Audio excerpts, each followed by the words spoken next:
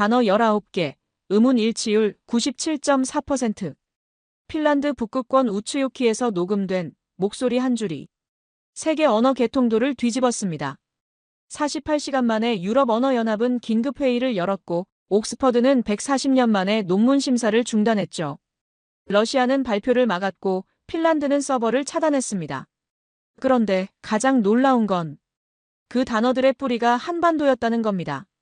7,400km 얼음과 바람의 길을 따라 1000년 전 우리 조상들이 북극까지 걸어가 자신의 말을 지켜냈습니다. 대체 그 여정엔 어떤 비밀이 있었길래 오늘 그들의 목소리가 다시 깨어난 걸까요? 안녕하세요. 저는 에드워드 크레인입니다. 옥스퍼드 대학교 음운학과 교수예요. 매일 아침 6시 연구실에서 커피를 마시며 음성 파형을 들여다보는 게 제 일상이었죠. 17년간 저는 한 가지 확신으로 살았습니다. 언어는 땅에서 자란다. 기후가, 지형이, 이웃이 말을 만든다고 믿었어요. 그런데 핀란드 북극권 우츠요키에서 제 세계가 무너졌습니다. 핀란드 정부에서 연락이 왔어요. 사미어 멸종 방언 기록 프로젝트였습니다. 북극권 소수민족인 사미족, 그들의 마지막 화자들이 세상을 떠나기 전에 목소리를 채록해달라는 거였죠. 저는 주저없이 승낙했습니다. 학자라면 당연히 해야 할 일이니까요. 비행기를 3번 갈아탔어요. 런던에서 헬싱키, 헬싱키에서 이바로, 다시 작은 경비행기로 우츠요키까지. 창밖 풍경이 점점 하얗게 변했습니다. 나무도, 집도, 하늘마저 눈으로 뒤덮여 있었어요. 극야가 시작되는 시기였습니다. 카아모스. 사미어로 어둠의 계절이라는 뜻이죠. 해가 뜨지 않아요. 한낮인데도 하늘은 짙은 남색이었습니다. 희미한 빛만이 지평선을 따라 번지다 사라졌어요. 공항에서 차로 1시간을 달렸습니다. 영하 18도. 차창 밖으로 술록대가 보였어요. 느릿느릿 눈밭을 걷는 모습이 비현실적이었죠. 마치 시간이 멈춘 세계에 들어온 것 같았습니다. 숙소는 노르웨이 국경 근처 오두막이었어요. 목재 벽, 작은 벽난로, 침대 하나. 저는 가방을 풀며 내일 일정을 점검했습니다. 마을 최고령 화자 엘사 요한센 면담, 60개 질문 목록, 녹음 장비 세팅. 머릿속으로 하나씩 정리했죠. 그날 밤 잠이 오지 않았습니다. 너무 조용했어요. 런던에선 항상 차 소리가 들렸는데 여긴 아무 소리도 없었어요. 바람도 불지 않았습니다. 그저 어둠만이 무겁게 오두막을 짓누르고 있었죠. 저는 노트북을 켜고 사미어 어휘 목록을 다시 읽었어요. 가족, 동물, 계절, 숫자. 손가락이 키보드를 두드렸습니다. 집중해야 했어요. 새벽녘, 창밖이 조금 밝아졌습니다. 밝아졌다기보다는 덜 어두워졌다는 표현이 맞겠죠.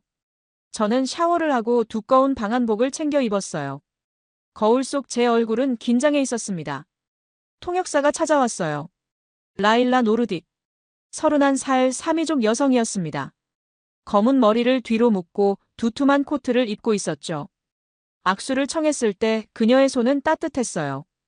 교수님을 도울 수 있어 영광이에요. 라일라의 목소리는 차분했습니다. 하지만 눈빛엔 무언가 단단한 게 있었어요. 책임감 같은 거였죠. 차를 타고 마을 회관으로 향했습니다. 라일라가 말했어요. 엘사 할머니는 특별한 분이에요. 우리 방언 중에서도 가장 오래된 형태를 쓰시죠. 딸도 손주도 이제 그 말을 못해요. 할머니가 마지막이십니다. 가슴이 먹먹해졌어요.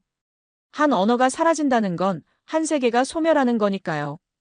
회관에 도착했습니다. 나무로 만든 단층 건물이었어요.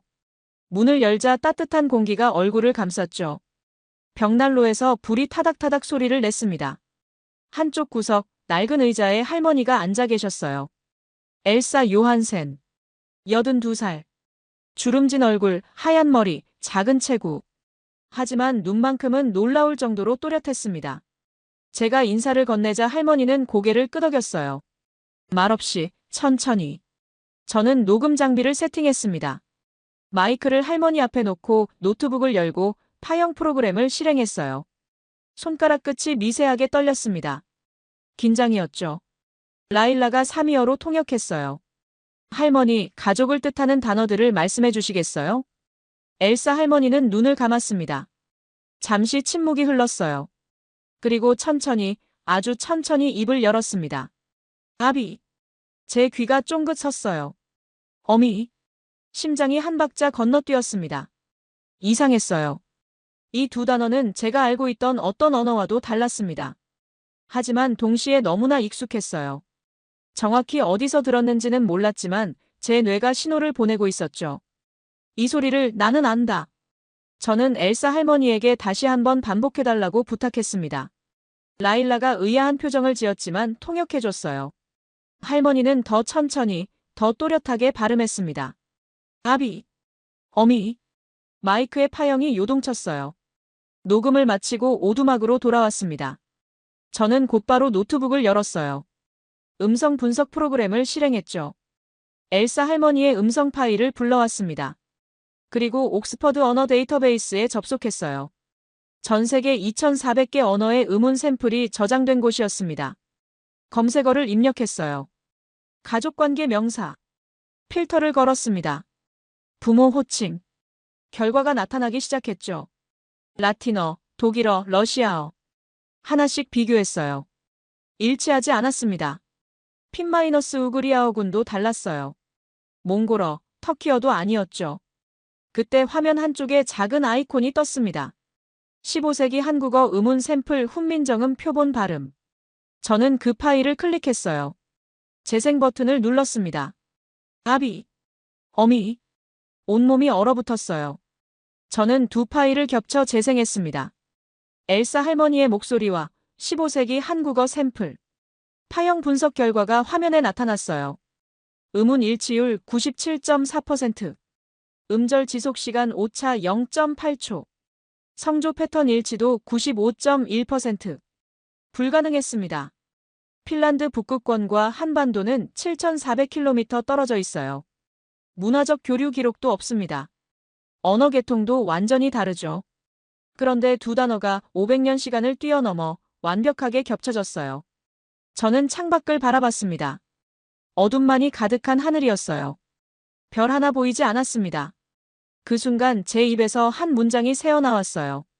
지구 반대편의 단어가 내 마이크에 들어왔다. 손이 떨렸습니다. 17년간 쌓아온 학문적 토대가 흔들리고 있었어요. 저는 다시 한번 그리고 또다시 파일을 재생했습니다. 결과는 똑같았어요. 이건 우연이 아니었습니다. 오류도 아니었어요. 저는 라일라에게 연락했어요. 내일 다시 엘사 할머니를 만날 수 있을까요? 더 많은 단어를 체록해야 합니다. 라일라는 짧게 대답했습니다. 가능해요. 하지만 교수님, 무슨 일인가요? 저는 말할 수 없었어요. 아직은 확신할 수 없었으니까요. 하지만 제 안에서 무언가가 변하고 있었습니다. 언어는 땅에서 자란다는 믿음이 조금씩 무너지고 있었어요. 그날 밤 잠을 잘 수 없었습니다. 노트북 화면만 계속 들여다봤어요. 파형 그래프가 눈에 계속 아른거렸죠. 97.4%라는 숫자가 머릿속을 맴돌았습니다. 새벽 3시, 저는 침대에서 일어나 노트에 질문 목록을 적기 시작했어요. 숫자는, 형제관계는, 계절 명칭은, 손이 저절로 움직였습니다. 다음 날 아침, 라일라가 다시 왔어요. 표정이 심각했습니다. 교수님, 할머니께서 오늘은 집에서 만나자고 하셨어요. 몸 상태가 좋지 않으시대요. 저는 고개를 끄덕였습니다. 괜찮아요. 어디든 좋습니다. 엘사 할머니의 집은 마을 끝자락에 있었어요. 작고 낮은 목조 가옥이었죠. 문을 열자 나무 타는 냄새가 코끝을 스쳤습니다. 할머니는 소파에 앉아 모포를 덮고 계셨어요. 어제보다 더 작아 보였습니다. 저는 조심스럽게 녹음 장비를 세팅했어요. 마이크를 할머니 가까이 놓았습니다. 라일라가 통역했어요. 할머니, 숫자를 말씀해 주시겠어요? 하나부터요. 엘사 할머니는 천천히 입을 열었습니다. 하나. 온몸에 전기가 흐르는 것 같았어요. 둘. 손에 쥔 펜이 떨렸습니다. 셋. 넷. 다섯. 저는 숨을 멈췄어요. 모든 단어가 한국어 음운 구조와 겹쳤습니다. 자음 배치, 모음 길이, 심지어 억양까지. 이건 우연이 아니었어요. 1시간 동안 67개의 단어를 체록했습니다. 가족관계, 숫자, 동물, 자연. 모두 같은 패턴을 보였어요. 한국어 음운 체계와 놀라울 정도로 일치했죠. 녹음을 마쳤을 때 라일라가 조용히 말했습니다. 교수님, 할머니께서 드릴 게 있다고 하세요. 엘사 할머니는 옆방으로 들어가셨어요. 잠시 후 작은 천 보따리를 들고 나오셨습니다. 천을 풀자 안에서 무언가가 나타났어요. 술록 가죽으로 만든 판이었습니다. 가로 40cm, 세로 30cm. 갈색으로 변색된 가죽 표면에 무수한 점과 선이 새겨져 있었어요. 저는 숨을 죽이고 그것을 바라봤습니다. 라일라가 통역했어요. 할머니의 증조부께서 남기신 거래요. 대대로 전해 내려온 거라고 하십니다. 저는 장갑을 끼고 조심스럽게 가죽판을 받아들었습니다. 무게감이 느껴졌어요. 표면은 거칠었지만 단단했죠. 가죽 위의 선들은 날카로운 도구로 깊이 파낸 흔적이었습니다. 이게 뭔지 아세요? 제가 물었어요. 라일라가 할머니께 여쭤봤습니다. 할머니는 낮은 목소리로 대답하셨어요. 라일라가 통역했습니다. 겨울을 세는 판이래요. 우리 조상들은 날짜 대신 겨울을 셌대요. 한 번의 겨울이 지나면 점 하나를 찍었다고 하십니다. 저는 가죽판을 더 자세히 들여다봤어요.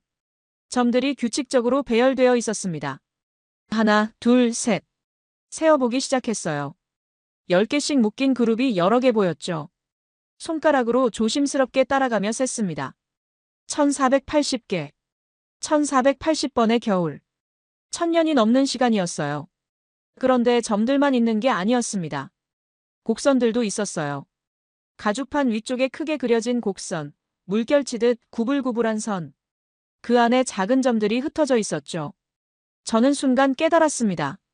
이건 호수예요. 이날라 호수인가요? 제가 물었습니다. 라일라의 눈이 커졌어요. 맞아요. 이날라 호수예요. 할머니 집안이 대대로 살던 곳이죠. 그리고 가죽판 아래쪽, 그곳에 또 다른 형태가 보였습니다. 삼각형에 가까운 형태. 위가 넓고 아래로 갈수록 좁아지는. 제 심장이 빨라졌어요.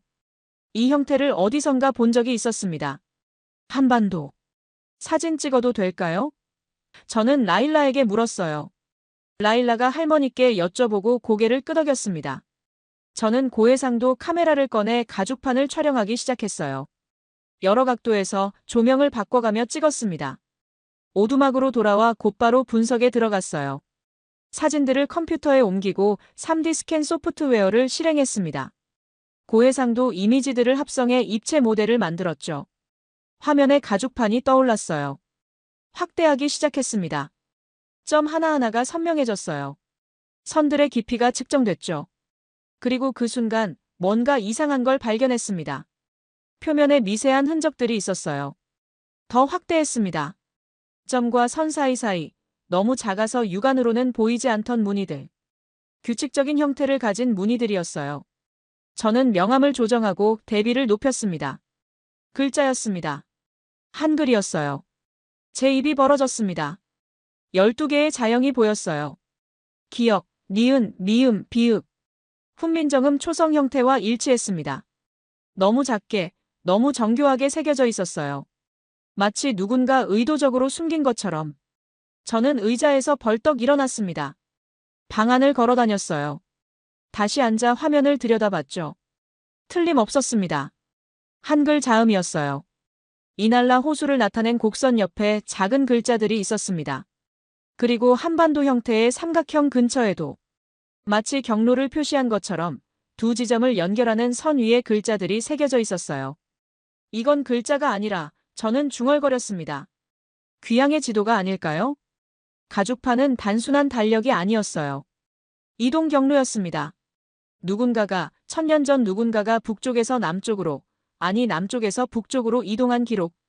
그리고 돌아가야 할 곳을 잊지 않기 위해 새긴 표식. 저는 라일라에게 전화를 걸었어요. 라일라, 이 가죽판을 더 정밀하게 분석해야 합니다. 헬싱키 대학에 아는 교수가 있어요. 고고학 실험실을 쓸 수 있을 것 같아요.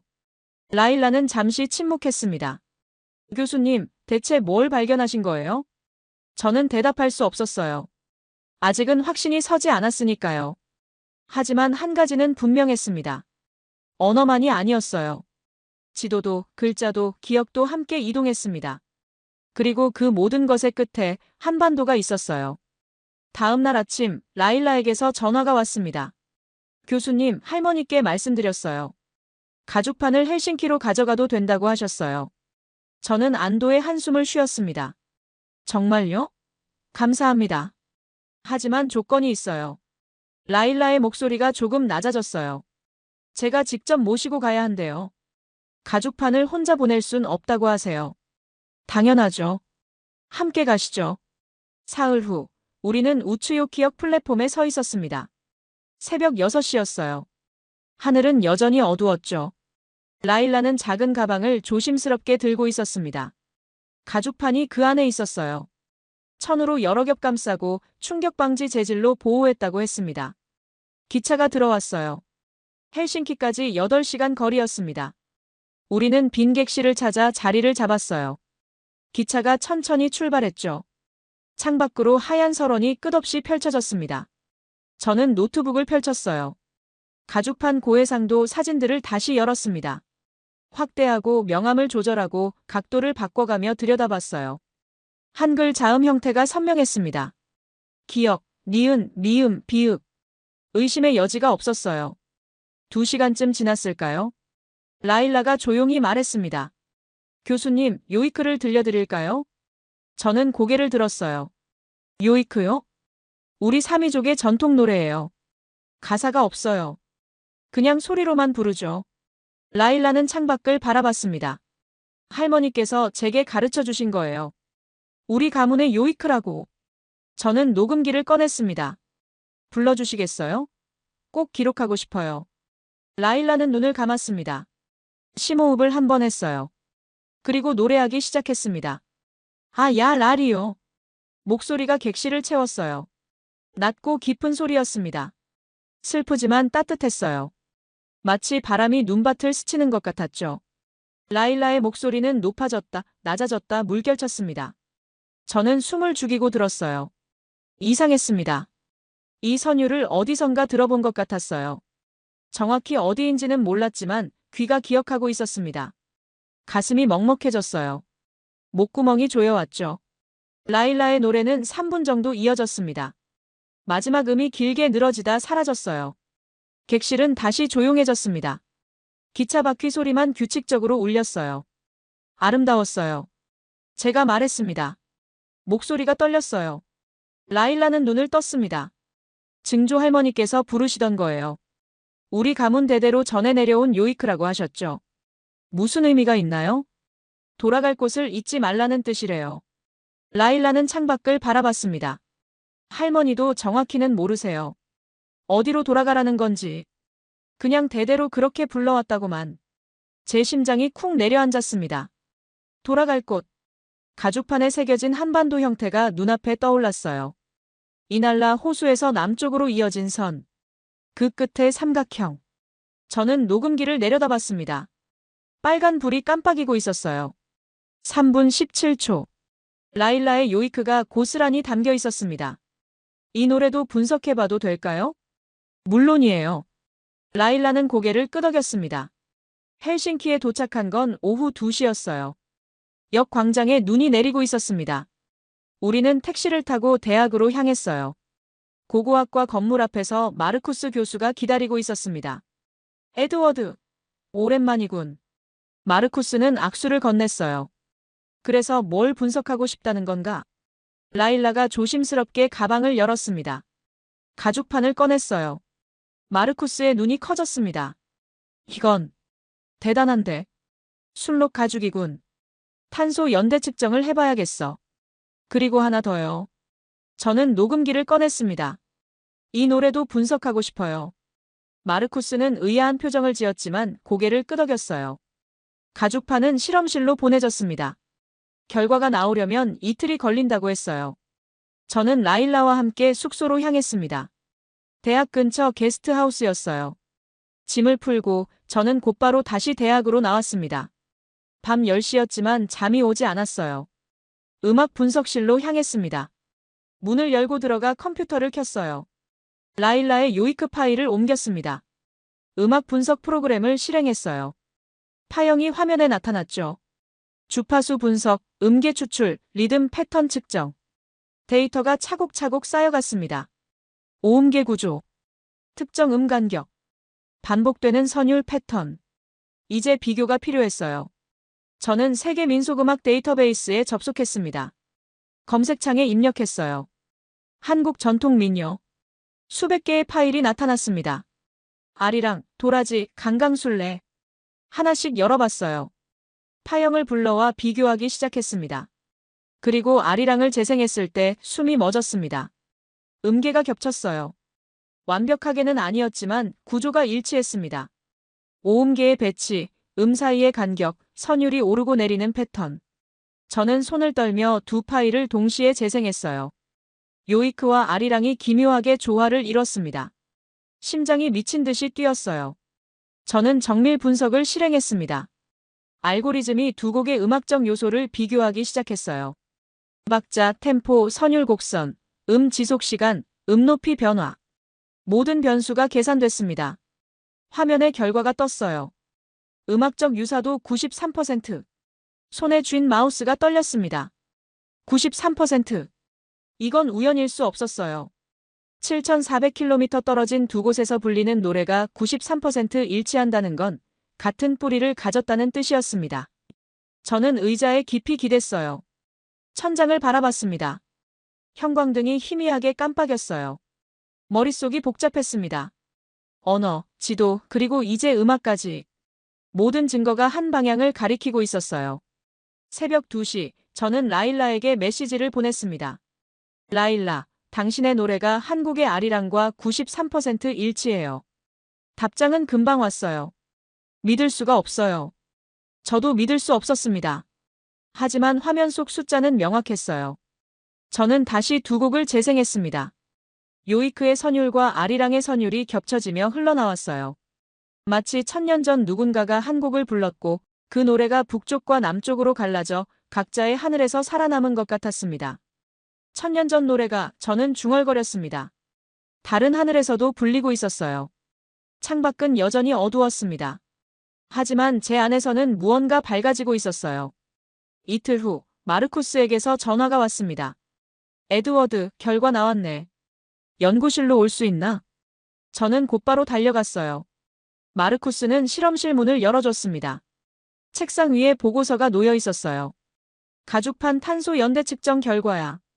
마르쿠스가 보고서를 건넸습니다. 1180년에서 1240년 사이로 추정돼.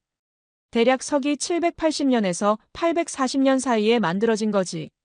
1000년이 넘었습니다. 저는 보고서를 천천히 읽었어요. 술록 가죽의 콜라겐 분석, 표면 안료 성분, 색인 흔적의 풍화 정도. 모든 데이터가 일관되게 구세기를 가리키고 있었죠. 그리고 이것도 봐. 마르쿠스가 현미경 사진을 꺼냈습니다. 표면의 미세 흔적들 말이야. 자네가 말한 한글 형태 맞아. 금속 도구로 새긴 거야. 정교하게, 의도적으로. 제 손이 떨렸어요. 언어가 일치했습니다. 음악이 겹쳤어요. 지도가 한반도를 가리켰죠. 그리고 이제 시간까지 확정됐습니다. 하지만 여전히 부족했어요. 이 모든 게 우연의 일치일 수도 있었으니까요. 저는 숙소로 돌아와 노트북을 켰습니다. 검색창에 입력했어요. 유전 인류학 한반도 북방 이동. 수십 개의 논문이 나타났습니다. 그중 하나가 눈에 들어왔어요. 동아시아 하플로그룹 분포와 이동 경로 연구 정은재. 서울대학교 유전 인류학 연구소. 저는 곧바로 이메일을 썼습니다. 제 연구 내용을 간략히 설명하고 협력 가능성을 타진했어요. 보내기 버튼을 누르고 나서 한숨을 쉬었습니다. 다음 날 아침 답장이 와 있었습니다. 크레인 교수님, 흥미로운 연구네요. 제가 핀란드에 갈 일이 있습니다. 다음 주 헬싱키에서 만날까요? 정은재. 일주일 후, 저는 헬싱키 공항에서 정은재를 만났습니다. 38살 검은 테 안경을 쓴 차분한 인상이었어요. 악수를 나눴습니다. 반갑습니다, 교수님. 저야말로요. 멀리까지 와주셔서 감사합니다. 우리는 대학 연구실로 향했어요. 저는 준비한 자료들을 꺼냈습니다. 엘사 할머니의 음성 파일, 가죽판 사진, 요이크와 아리랑의 비교 데이터, 탄소 연대 측정 보고서. 정은재는 자료를 하나하나 검토했습니다. 표정이 점점 진지해졌어요. 1시간 동안 말없이 데이터를 살폈죠. 놀랍네요. 정은재가 안경을 벗었습니다. 언어학적 증거도, 음악적 증거도, 고고학적 증거도 모두 같은 방향을 가리키고 있어요. 하지만 확실하지 않아요. 저는 말했습니다. 더 결정적인 증거가 필요합니다. 정은재는 고개를 끄덕였어요. 유전자 분석이 필요하겠군요. 삼이족의 DNA 샘플을 확보할 수 있나요? 저는 라일라에게 연락했습니다. 상황을 설명했어요. 라일라는 잠시 침묵하더니 말했습니다. 엘사 할머니와 마을 사람들께 여쭤볼게요. 닷새 후 라일라가 우츠요키에서 돌아왔습니다. 작은 냉장 보관함을 들고 있었어요. 32분이 동의하셨어요. 모두 자발적으로요. 정은재는 샘플들을 받아들었습니다. 감사합니다. 일주일이면 결과가 나올 거예요. 기다림은 고통이었습니다. 저는 연구실과 숙소를 오가며 이전 데이터들을 계속 검토했어요. 밤마다 요이크를 들었습니다. 라일라의 목소리가 귓가에 맴돌았어요. 돌아갈 곳을 잊지 말라. 일주일 후 정은재가 연락했습니다. 결과 나왔어요. 지금 만날 수 있나요? 저는 달려갔습니다. 정은재는 실험실에서 보고서를 펼쳐 보이며 말했어요. 샘플 32개를 분석했습니다. 하플로그룹 분포는 이래요. 화면에 그래프가 떴습니다. N1C1이 13명, 41%예요. 이건 우라러족의 전형적 분포죠. 예상 범위 아닙니다. 저는 숨을 죽였어요. 그런데 오투비가 10명 나왔어요. 31%입니다. 심장이 멎었습니다. 오투비는 한반도와 만주, 일본에서 주로 발견되는 하플로그룹이에요. 삼이족에서 이렇게 높은 비율로 나온 건 처음입니다. 정은재는 다른 그래프를 띄웠어요. 혈액형 분포도 분석했어요. A형 38%, B형 27%, O형 31%, AB형 4%. 한국 평균 분포와 비교하면 오차가 0.05예요. 거의 일치합니다. 저는 의자에 주저앉았습니다. 통계적으로 우연일 확률은 0.003% 미만이에요. 정은재의 목소리가 떨렸습니다.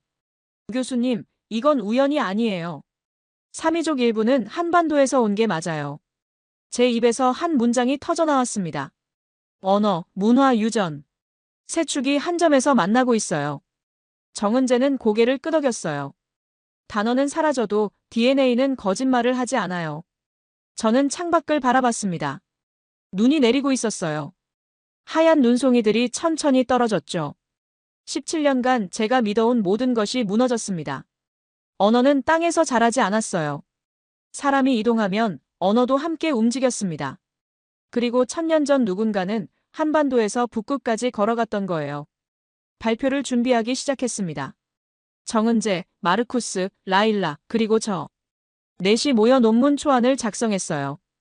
언어학적 증거, 음악적 분석, 고고학적 연대 측정, 유전학적 데이터. 모든 증거를 체계적으로 정리했습니다. 일주일 동안 밤을 새웠어요. 커피를 마시고 데이터를 검토하고 문장을 다듬었죠. 논문 제목은 이렇게 정했습니다. 북극권 사미어와 한반도 언어의 의문, 유전 교차 분석. 이걸 어디에 발표할 건가요? 라일라가 물었습니다. 유럽 언어연합 학회요. 저는 대답했어요. 다음 달 코펜하겐에서 열려요. 전 세계 언어학자들이 모이는 자리죠. 논문을 제출했습니다. 일주일 후 답변이 왔어요. 심사 통과. 구두 발표 승인. 저는 환호했습니다. 하지만 그날 밤 이메일 한 통이 도착했어요. 발신자는 세르게이 미하일로프. 러시아 국립언어연구소장이었습니다. 크레인 교수. 귀하의 논문을 읽었습니다.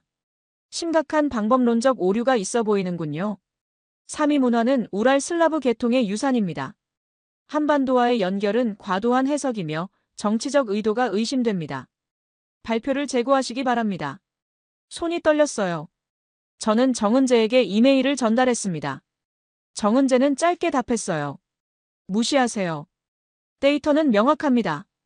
이틀 후 또 다른 이메일이 왔습니다. 유럽 언어연합 심사위원회였어요. 크레인 교수님의 논문에 대해 추가 검증이 필요하다는 의견이 제기되었습니다. 발표 일정을 보류합니다. 가슴이 철렁했습니다. 저는 곧바로 전화를 걸었어요. 심사위원장에게요. 무슨 문제가 있습니까? 모든 데이터는 검증됐습니다. 크레인 교수. 위원장의 목소리는 냉담했어요.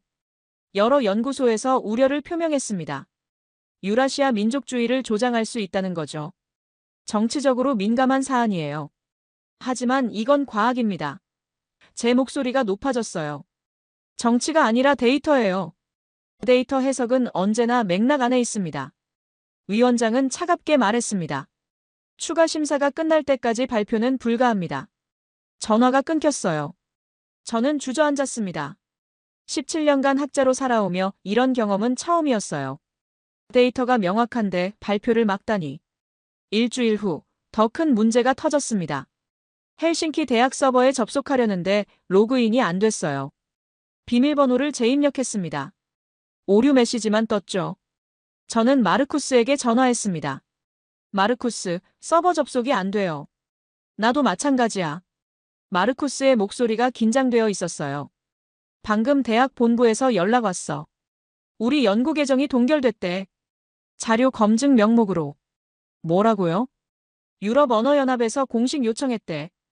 데이터 신뢰성 검증이 필요하다면서. 저는 곧바로 연구실로 달려갔습니다. 컴퓨터를 켰어요. 로그인 시도. 실패. 다시 시도. 실패. 백업 계정으로 접속 시도. 차단. 모든 자료가 서버에 있었습니다. 음성 파일, 가죽판 고해상도 이미지, 유전자 분석 원본 데이터. 접근할 수 없었어요. 정은재에게 연락했습니다. 교수님도 차단됐나요? 네. 정은재의 목소리는 침통했어요. 서울대 서버도 마찬가지예요. 협력 연구자료 공유가 중단됐습니다. 저는 책상에 머리를 박았습니다. 연구비도 동결됐어요. 추가 실험은 불가능했죠. 발표도 막혔습니다. 이제 자료 접근마저 차단됐어요. 그날 밤 라일라가 찾아왔습니다. 표정이 어두웠어요. 교수님, 우츠요키에서 연락 왔어요. 엘사 할머니께서 가죽판을 돌려달라고 하세요. 왜요? 마을 사람들이 불안해한대요. 우리 연구 때문에 정치적 논란이 생겼다고. 할머니께서 부담스러워하세요. 저는 고개를 끄덕였습니다.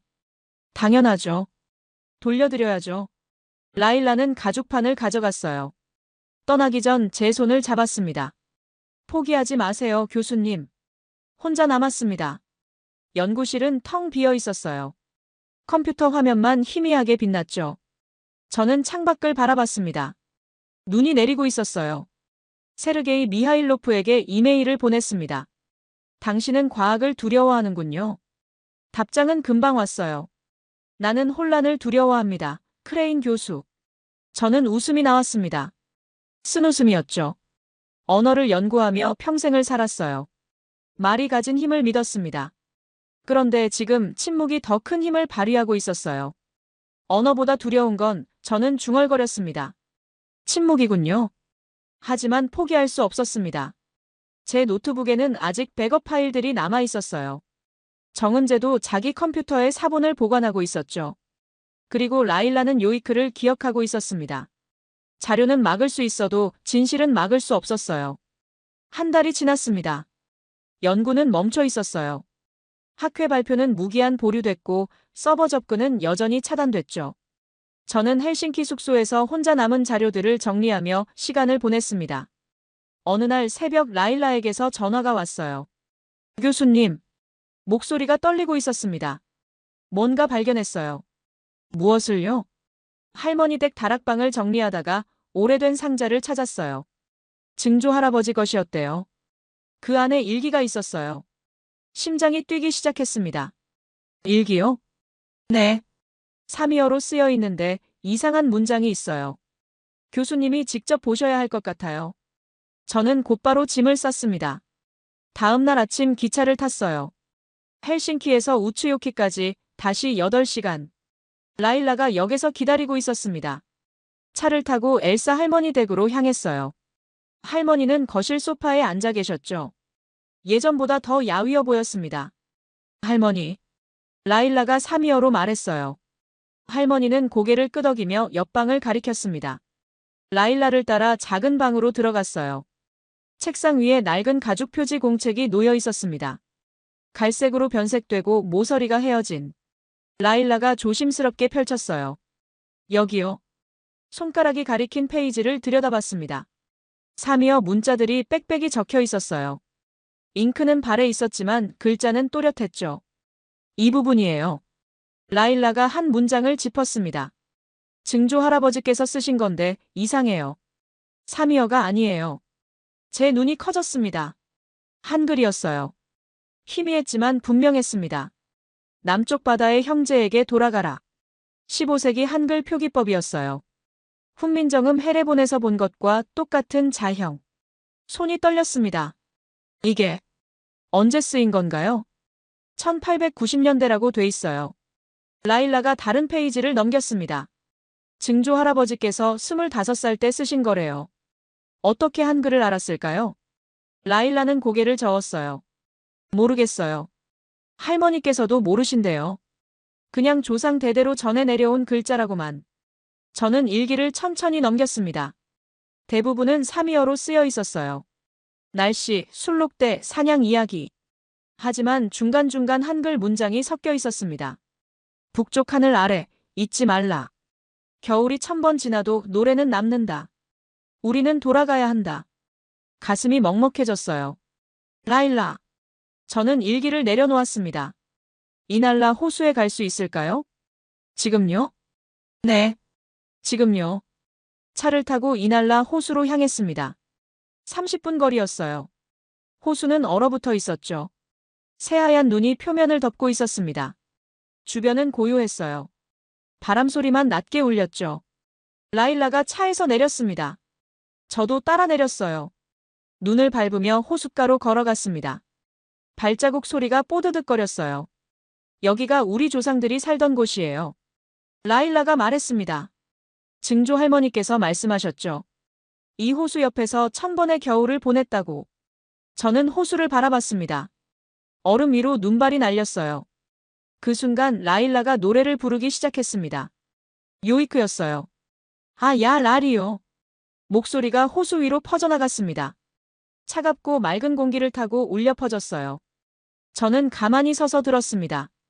그리고 저도 모르게 입을 열었습니다. 아리랑 아리랑 아라리요. 제 목소리가 라일라의 요이크와 섞였습니다. 두 노래가 호수 위에서 하나가 됐어요. 북극의 노래와 한반도의 노래가 같은 하늘 아래서 만났습니다. 1000년의 시간이 사라졌어요. 7400km의 거리가 무너졌죠. 라일라는 눈물을 흘리고 있었습니다. 저도 울고 있었어요. 노래가 끝났습니다. 침묵이 흘렀어요. 눈만 조용히 내렸죠. 교수님. 라일라가 말했습니다. 그들은 북으로 왔지만 단어는 남쪽을 향해 남았어요. 저는 고개를 끄덕였습니다. 말할 수 없었어요. 목이 메었으니까요. 멀리 술록 목장이 보였습니다. 술록대가 눈밭을 천천히 걷고 있었어요. 1000년 전에도 이랬을 거예요. 누군가 이 자리에 서서 남쪽을 그리워하며 노래를 불렀겠죠. 그리고 그 노래는 사라지지 않았습니다. 라일라의 입으로, 엘사 할머니의 입으로, 증조 할머니의 입으로 전해져 왔어요. 1000년 동안 끊이지 않고. 저는 핸드폰을 꺼내 사진을 찍었습니다. 이날라 호수, 눈 내리는 하늘, 멀리 보이는 술록대. 그리고 라일라의 뒷모습. 이 순간을 기억하고 싶었어요. 학회가 막아도 서버가 차단돼도 연구비가 끊겨도 상관없었습니다. 진실은 여기 있었으니까요. 이 호수에, 이 노래에, 이 눈 속에. 라일라, 감사해요. 제가 말했습니다. 라일라는 미소 지었어요. 저야말로요, 교수님. 제가 누군지 알게 해주셔서. 우리는 한참 동안 호수를 바라봤습니다. 해가 지고 있었어요. 북극의 짧은 낮이 끝나고 있었죠. 하지만 제 안에서는 무언가 밝아지고 있었습니다. 포기하지 않겠다고 다짐했어요. 이 이야기를 세상에 전하겠다고. 이날라에서 돌아온 후 저는 전략을 바꿨습니다. 공식 학회가 막혔다면 다른 길을 찾아야 했어요. 저는 세계 각국의 독립 연구자들에게 이메일을 보내기 시작했습니다. 제 연구를 요약한 자료를 첨부했죠. 유전 데이터, 음성 분석, 가죽판 사진. 일주일 만에 23명이 답장을 보냈어요. 모두 관심을 표했습니다. 그중 한 명이 제안을 했어요. 핀란드 독립언어학회 회장이었습니다. 크레인 교수, 우리 학회에서 발표하시죠.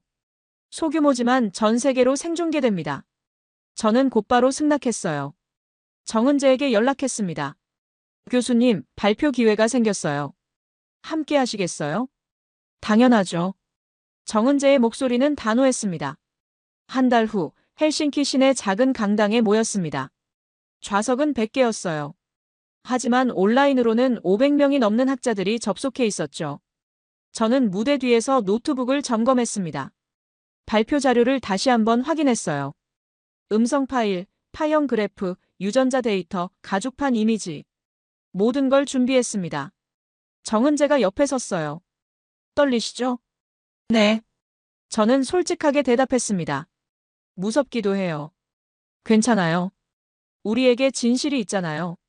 사회자가 제 이름을 불렀습니다. 에드워드 크레인 교수님 나와주시죠. 무대로 걸어 나갔어요. 조명이 눈부셨습니다. 관객들의 얼굴이 보였어요. 진지한 표정들이었죠. 화면 한쪽에는 온라인 시청자 수가 표시되어 있었습니다. 523명. 마이크 앞에 섰습니다. 심호흡을 한 번 했어요. 안녕하십니까? 저는 옥스퍼드 대학교 에드워드 크레인입니다. 목소리가 떨렸어요. 하지만 계속했습니다. 오늘 제가 들려드릴 이야기는 언어에 관한 것입니다. 하지만 동시에 사람에 관한 것이기도 해요. 1000년 전 북극으로 걸어간 사람들, 그리고 그들이 남긴 흔적에 관한 이야기입니다. 첫 슬라이드를 띄웠어요. 우츠요키의 설경 사진이었습니다. 핀란드 최북단, 북위 69.9도. 사미족이 사는 마을입니다. 저는 이곳에서 방언을 채록하던 중 믿을 수 없는 걸 발견했어요. 엘사 할머니의 음성을 재생했습니다. 아비, 어미, 그리고 15세기 한국어 샘플을 이어서 재생했어요. 아비, 어미. 관객들이 술렁거렸습니다. 음운 일치율 97.4%입니다. 파형 그래프를 보여줬어요. 우연이 아니에요. 다음 슬라이드로 넘어갔습니다. 가죽판 사진이었어요. 천년된 술록 가죽에 새겨진 지도입니다. 위쪽은 이날라 호수, 아래쪽은 한반도 형태예요. 그리고 그 사이를 잇는 선. 확대된 이미지를 보여줬습니다. 미세한 한글 자형들이 나타났어요. 표면에 새겨진 한글입니다. 훈민정음 자형과 일치해요. 관객석이 더 조용해졌습니다. 음악도 있습니다. 라일라의 요이크를 재생했어요. 이어서 아리랑을 틀었죠. 음악적 유사도 93%. 같은 뿌리에서 나온 노래입니다. 정은재가 무대로 올라왔어요. 유전 데이터를 보여드리겠습니다. 화면에 하플로그룹 분포도가 나타났습니다. 사미족 샘플 32개 중 O2B가 31%입니다. 한반도 특성 유전자죠. 혈액형 분포도 한국과 거의 일치해요. 관객들이 웅성거렸습니다. 몇몇은 고개를 끄덕였고 몇몇은 고개를 저었어요. 저는 마지막 슬라이드를 띄웠습니다. 이동 경로 지도였어요. 한반도에서 만주, 만주에서 시베리아, 시베리아에서 핀란드 북부. 1000년에 걸친 이동입니다. 그때 관객석 뒤쪽에서 한 남자가 일어났습니다. 세르게이 미하일로프였어요. 교수. 그의 목소리는 날카로웠습니다. 이건 과학이 아니라 선동이요. 민족주의적 환상이에요. 관객들이 그를 돌아봤습니다. 저는 침착하게 대답했어요. 데이터를 보십시오. 언어, 유전자, 음악, 고고학. 4개의 독립적 증거가 같은 결론을 가리킵니다. 우연의 일치일 뿐이요. 통계적 확률은 0.003% 미만입니다. 정은재가 말했습니다. 우연이 아니에요. 세르게이는 아무 말 하지 못했습니다. 그때 앞쪽에서 다른 사람이 일어났어요. 한국인으로 보이는 중년 남성이었습니다.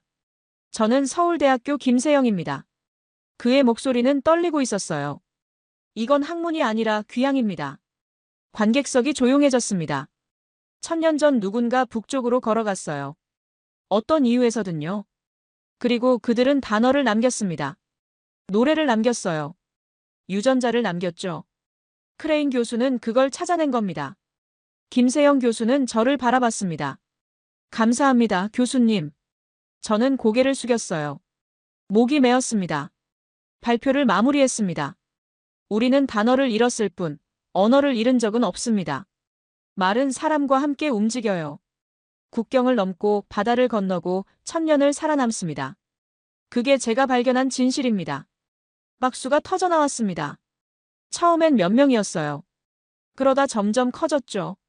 결국 관객석 전체가 일어나 박수를 쳤습니다. 온라인 채팅창도 메시지로 가득 찼어요.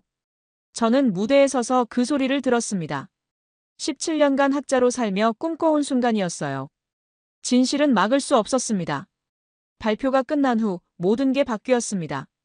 BBC에서 연락이 왔어요. 다큐멘터리를 만들고 싶다고 했습니다.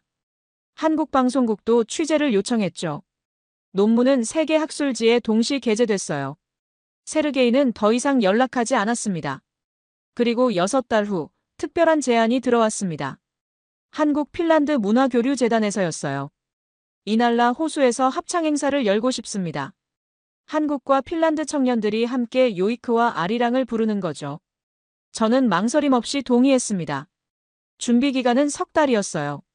한국에서 20명, 핀란드에서 20명. 모두 자원한 청년들이었습니다.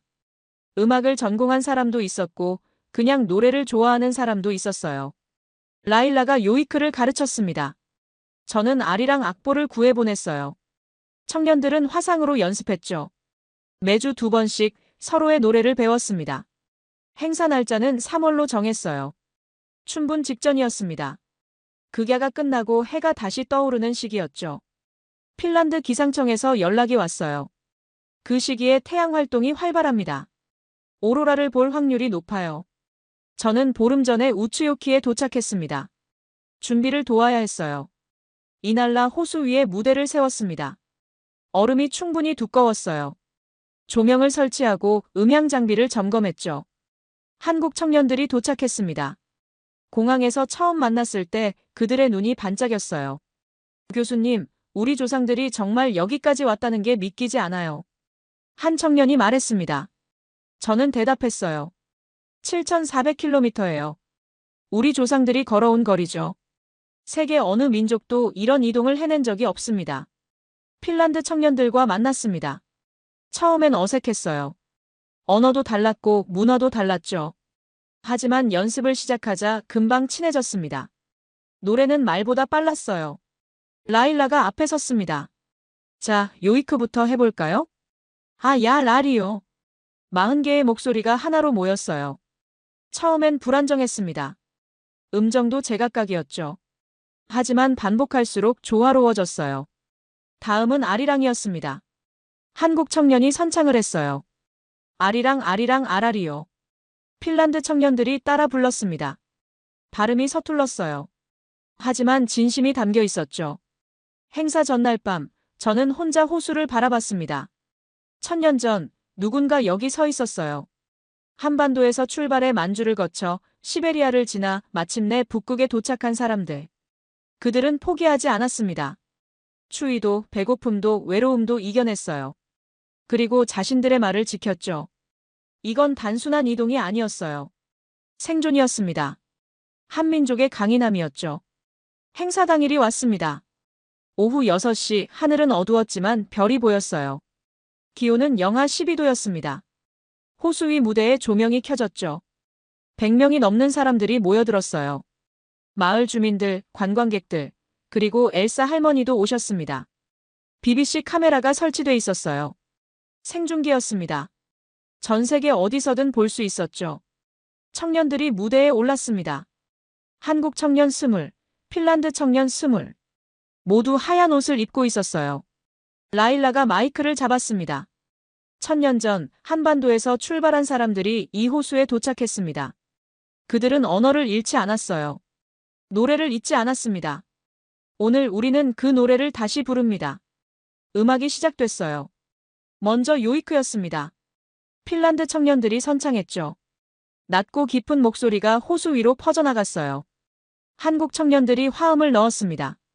그리고 아리랑으로 이어졌어요. 자연스럽게 넘어갔습니다. 두 노래의 경계가 사라졌어요. 마치 원래 하나였던 것처럼 40개의 목소리가 하늘로 올라갔습니다. 그때였습니다. 하늘이 흔들렸어요. 오로라였습니다. 초록빛이 하늘을 가로질렀어요. 천천히 물결쳤죠.